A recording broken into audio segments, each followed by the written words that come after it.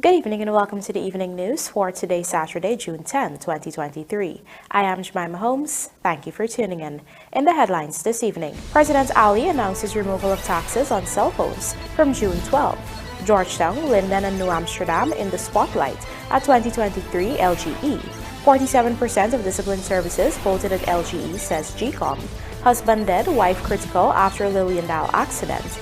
And cocaine, ganja found during police operations in regions 2, 3, and 4. Now for the news in detail. President Dr. Irfaan Ali on Friday evening announced the removal of all taxes and duties on mobile phones from next Monday, June 12, 2023. In our lead story tonight, Rupasina Ryan reports that this move has been welcomed by local telecommunication providers in Guyana. Let's have a look. The Guyanese head of state was speaking at the New Amsterdam public meeting on Friday evening, where he zeroed in on technology, telecommunications, and bridging the digital divide in the country. One of the important things about the future is the use of technology. A phone is no longer just to make a phone call. People are doing degrees on a phone. You're conducting business on a phone. A phone is an integral part of the transformation of our country. And we have already removed the VAT on data. We removed the VAT on phones. But tonight I want to tell you, we will go a step further in making this more affordable to the people. And I want, make sure you call all the agency. Let them send out an SMS now to say that we are now going to remove all the taxes from phones in the country so that you can buy it tax-free. On Saturday, local telecommunications providers, the Ghana Telephone and Telegraph Company, GTT, Digicel and eNet welcomed this development, calling it a significant step towards improving information access and bridging the digital divide in Guyana. As society becomes increasingly connected, these providers noted that it is essential to remove barriers that hinder access to vital technological resources. The companies have pledged to work assiduously with the government and other stakeholders to facilitate the seamless implementation of this tax exemption. These changes, they noted, will be communicated to the public in tandem with the government's lifting of taxes on such products. Rupasina Ryan, The Evening News. President Dr. Irfaan Ali has committed to seeing New Amsterdam Region 6 return to its glory days. He made this promise during a public meeting hosted by the People's Progressive Party Civic on Friday evening ahead of the upcoming local government elections. Our Berbice correspondent Andrew Carmichael was there and filed this report. Addressing a large gathering at a political meeting in New Amsterdam on Friday evening, President Dr. Irfaan Ali said the town will not only be sustainable but become vibrant under the People's Progressive Party. Optimistic that the party will be victorious at the polls on Monday, the president said it is time for people to focus on what is best for the town as it relates to development. It is my hope that New Amsterdam will bring back the one Guyana, the People's Progressive Party Civic that fought for freedom and that fought for the independence of this country. Tonight, you are embracing a political philosophy that started in 1950. And in 1950, that political philosophy was grounded in bringing all the people of Guyana under one political system for the upliftment of the people of this country. He said after the election, investment will be made based on the priorities of the residents of New Amsterdam, but noted it is about choosing between those who break their promises and those who keep theirs. Recognizing that residents would like to see a town council which, among other things, fixes street lights, drainage and security, President Ali announced that from next year they will be going to start a new program that will see street lights in every single post, in every single community, in every region. He further promised that Region 6 will benefit directly from the oil and gas sector and committed to having an oil refinery built in Berbice. Ali also took the opportunity to lash out at those Guyanese who've been trying to divide the country along ethnic lines. I don't believe in 1 ounce of me. Don't believe in racism. Wherever it exists, it is against the will of God. And we must smash it and destroy it. And those who continue to use it are relics of the past. They are relics of the past. They have no place in a modern society. And on June the 12th, make sure you make them relics of the past. Meanwhile, PPP General Secretary Dr. Bharat Jagdeo said the party will invest in the development of all communities and bring about change. He reminded that opposition leader Aubrey Norton recently lied about a partnership for national unity, APNU, contesting all 80 local government organs and in all 610 constituencies, but it was later revealed by the Guyana Elections Commission, GECOM, that the party will not be contested in 25 of the LDOs and in some 340 constituencies.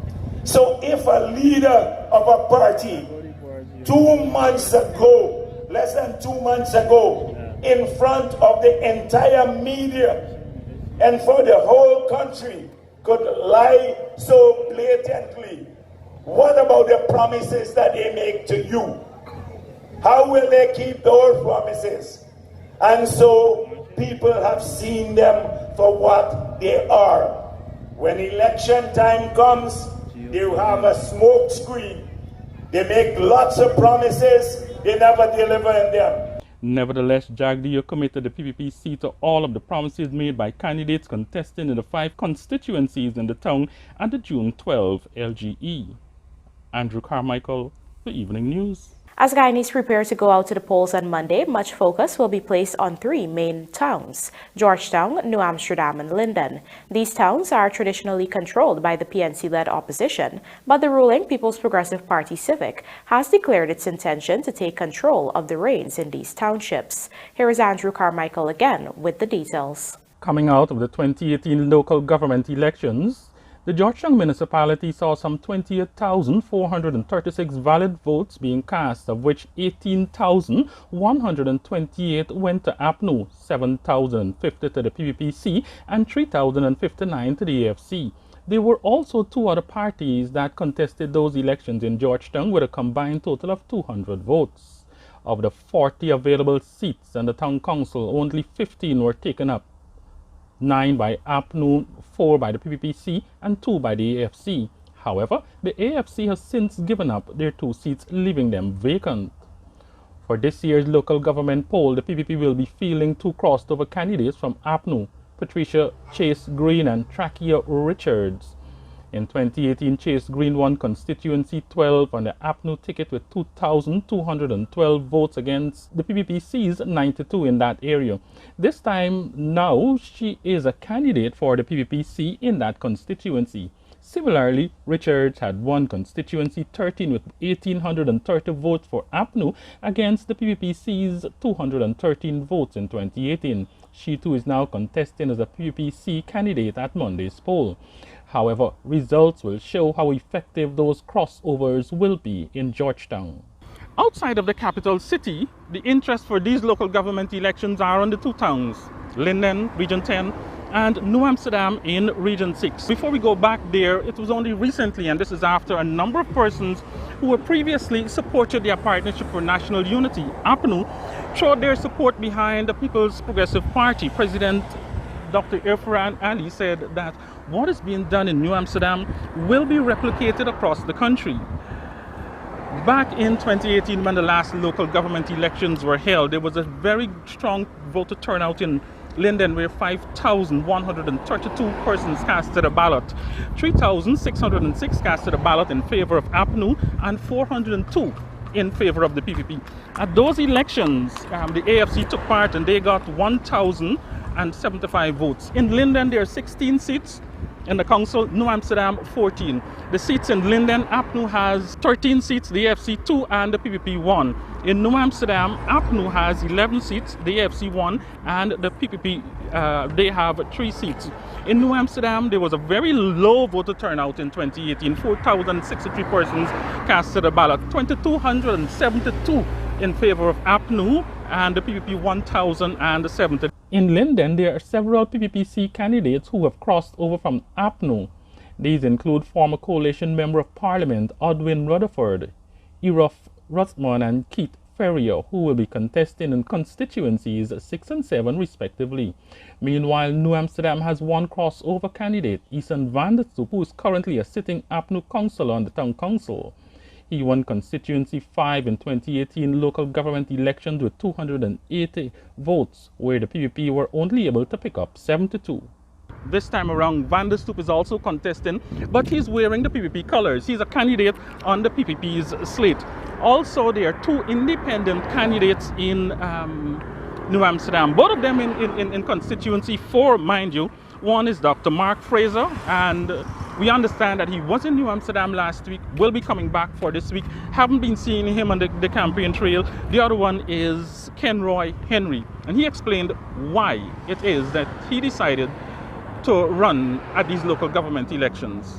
Looking at New Amsterdam growing up, I want to be part of the developmental process in New Amsterdam. And I think that I have a lot of potential to help in developing New Amsterdam and also taking it to that level that it needs to be. Okay. What can persons, if you get into the council, what can persons expect, persons from constituency 4? Well, basically it's constituency 5.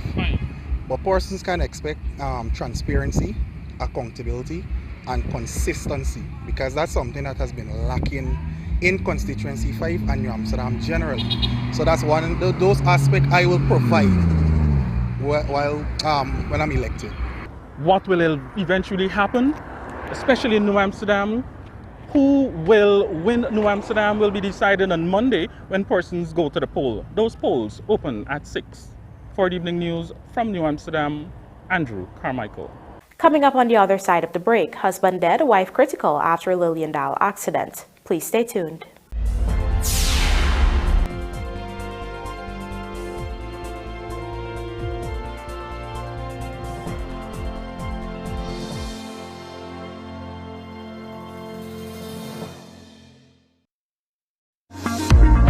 Sally's Boutique is the place to shop when looking for quality high-end men and women footwear, wristwear, wallets, and clothing. Follow us on Instagram, Sally's Boutique GY. We're located at Charlotte Street between Camp and Wellington Streets. Contact us on 231-7519. That's 231-7519. WhatsApp 613-9578. That's 613-9578. Sally's Boutique, the new home of Clark's.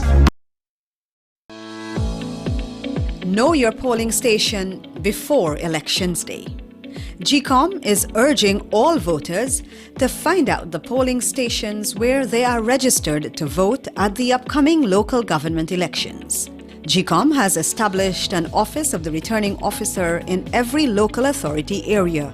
You can visit the Office of the Returning Officer to find out at which polling station you are registered to vote. GECOM has also posted the registers of voters and lists of polling stations on its website www.gecom.org.gy. Visit the GECOM website and enter your ID number in the cell provided for this purpose to get clear directions about the location of your polling station where you can vote. For more information, contact the GECOM hotlines on 225-027729, 226-6557 or 223-9650 or visit www.gecom.org.gy. LGE is Monday, June 12.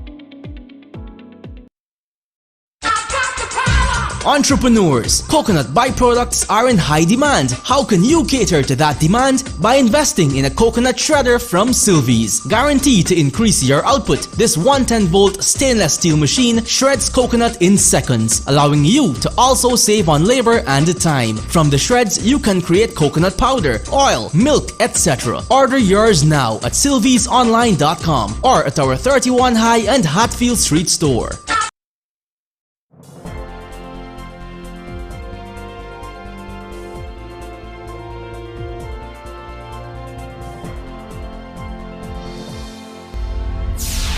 Welcome back. You're watching the evening news. An East Coast Demerara man was killed and his wife is hospitalized in a critical condition following a late-night accident on the Rupert Craig Highway at LILIENDAAL, Greater Georgetown. Dead is 30-year-old Rabindra Surjdin, called Robin, of Lot 464, Block 8, Monrepo, East Coast Demerara.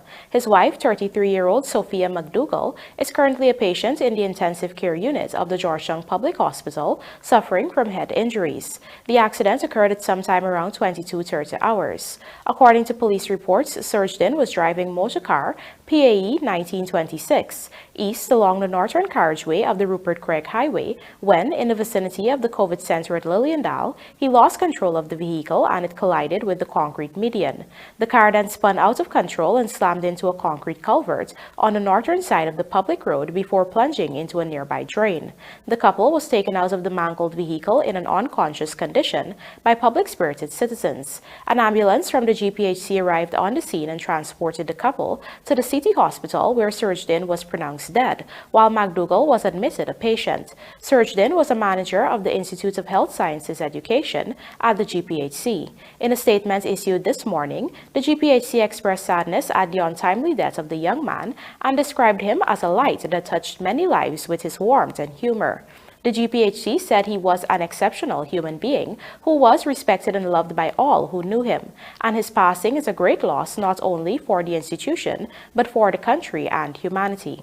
A 47% turnout was recorded after the discipline services cast their ballots last Friday for local government elections, according to the Guyana Elections Commission. More in this Rupacine report. Members of the disciplined forces would have voted on June 2, 2023, ahead of Monday's local government elections. Registered voters under the Guyana Defense Force were 2,684, whereby 1,361 votes were cast, or 50.71%. For the Guyana Police Force, some 5,979 ranks were registered to vote, with 2,717 votes cast, representing a 45.44% turnout. For the Guyana Prison Service, registered voters accounted for 430 officers, with 239 votes cast, or 55.58%. It caters to a 47% turnout, as opposed to 39% in 2018. Chief Election Officer Vishnu Prasad informed that it was a smooth process to GECOM's satisfaction. Following this, the ballots needed to be sorted in order to be counted in the constituency where the voter is registered.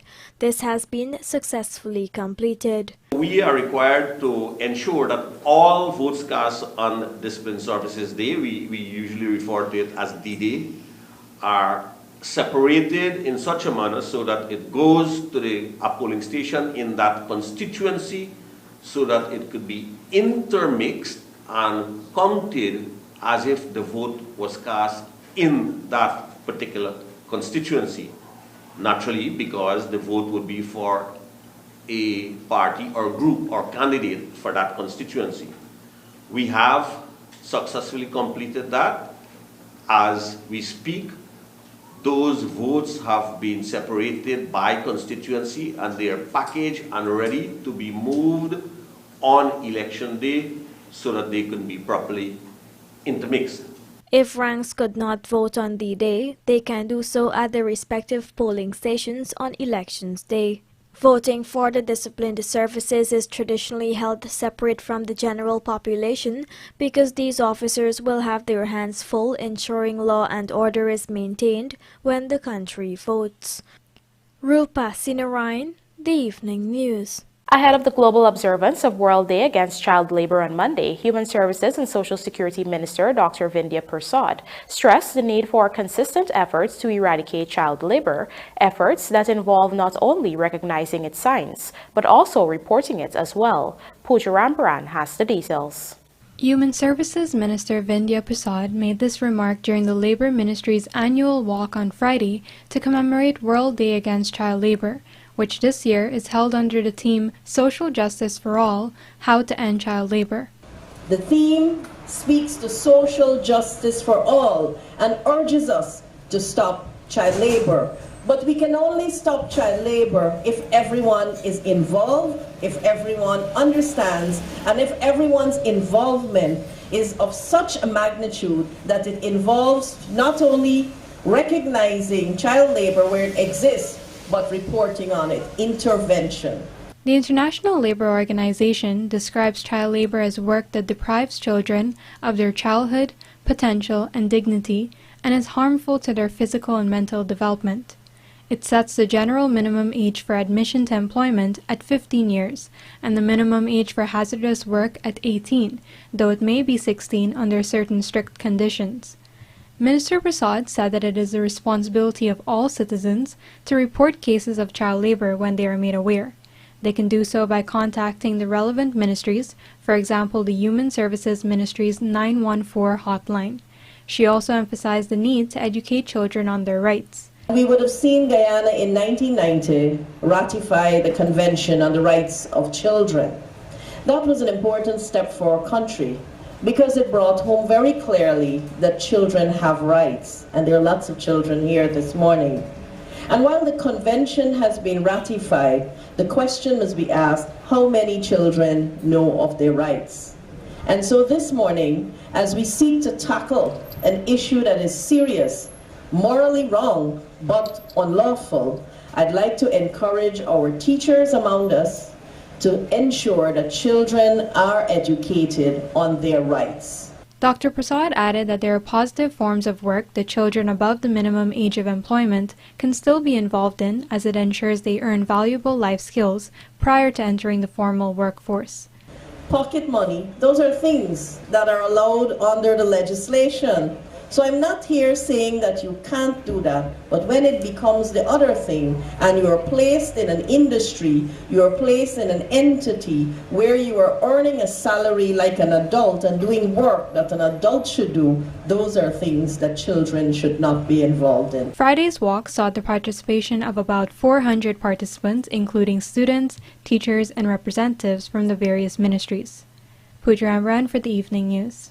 Ranks of the Guyana Police Force have unearthed quantities of cocaine and marijuana during several operations carried out in 3 policing divisions on Friday. Acting on information received, the police officers went to the home of a female sexagenarian at Iflat, West Coast, Demerara at about 2:30 hours, and a search conducted on the premises led to the discovery of several parcels on the counter in her kitchen. These were opened in the woman's presence, and a quantity of leaves, seeds, and stems suspected to be cannabis were found in the white paper parcels, while a hard whitish rock-like substance suspected to be cannabis was seen in the silver foil wraps. The elderly woman, when told of the offense committed, admitted to ownership of the drugs and told officers that she was selling the cocaine and weed to take care of her sick husband. She was arrested and escorted to the Leonora police station along with the narcotics, which were weighed and amounted to 10.3 grams of cocaine and 28.6 grams of cannabis. The suspect is currently in police custody pending further investigation. Meanwhile, at sometime around 10:45 hours on Friday, ranks went to the home of a 29-year-old male at Charity Housing Scheme, Essequibo Coast, and carried out a search. In the kitchen of the house, the officers found a white paint bucket containing more than 60 transparent Ziploc plastic bags and a large-sized transparent plastic bag, all containing leaves, seeds, and stems suspected to be cannabis. The suspect begged the police for a chance after he was told of the offense committed and cautioned. Nevertheless, he was arrested and taken to the Charity police station, where the cannabis was weighed and amounted to 165.5 grams. He is presently in custody pending charges. Also on Friday, a party of police officers carried out a cordon and search operation at a popular liming spot on Spliff Street, Buxton, Middlewalk, East Coast, Demerara, where several males were seen sitting. On their arrival at the location, the males fled in various various directions, leaving 3 haversacks behind. A search was carried out on the bags and 677 grams of cannabis and 0.5 grams of cocaine were found in Ziploc and plastic bags. The ranks also found $6,640 cash, suspected to be proceeds from the sale of the narcotics. And now for a look at the bridge reports. There are no scheduled retractions at the Demerara Harbor Bridge for Sunday, June 11, 2023. At the Berbice River Bridge, however, it will be closed to vehicular traffic at 10 hours 40 on Sunday, June 10, 2023, for a period of 1.5 hours. And now the local stock exchange market compliments of GASI.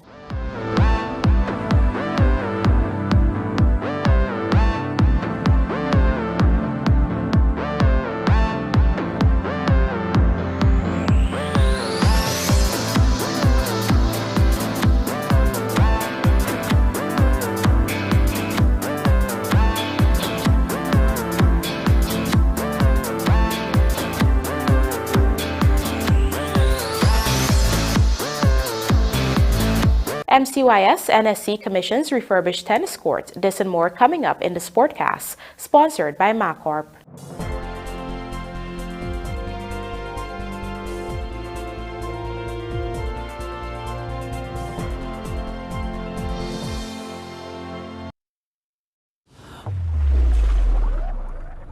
Virtual Keno.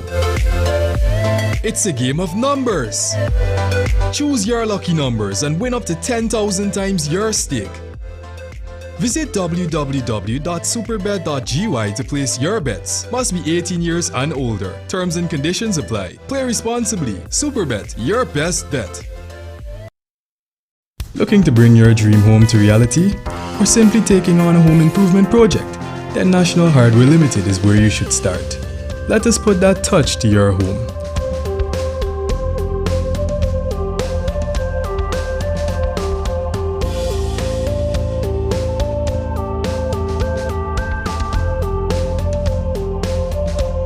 Choose from over 1,000 Berger Paint original hues for any surface.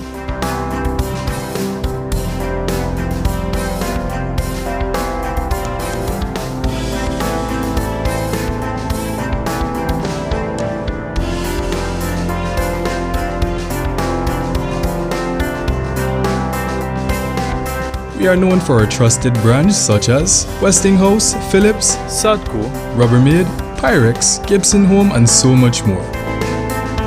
National Hardware Limited, your do-it-best store.